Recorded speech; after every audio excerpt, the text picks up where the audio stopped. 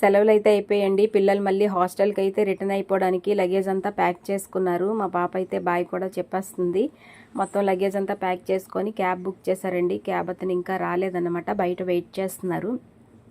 నేను మా వారు కూడా స్టేషన్కి బయలుదేరామండి. పిల్లలకైతే ట్రైన్ ఎక్కించేసి రావడం కోసమని వెళ్ళాము. నైట్ 10 o'clock అయితే ట్రైన్ అన్నమాట.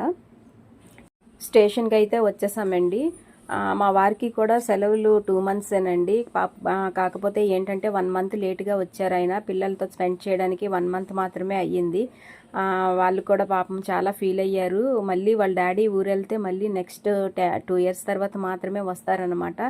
అందువల్ల పాప అయితే బాగా ఫీల్ అయ్యిందండి, బాగా ఏడ్చింది. ఎందుకంటే వాళ్ళ డాడీతో బాగా అటాచ్మెంట్ ఎక్కువ పాపకి. ట్రైన్ బయలుదేరే ముందు కూడా మళ్ళీ ఏడుస్తుంటే మళ్ళీ లోపలికి వెళ్ళి ఆయన నచ్చ చెప్పేసి బయటకు వచ్చారు. బాగా ఏడుస్తుంది. ఏం చేస్తాం మరి, తప్పదు కదా, ఎడ్యుకేషన్ అంటే ఎంత దూరమైనా వెళ్ళాలి.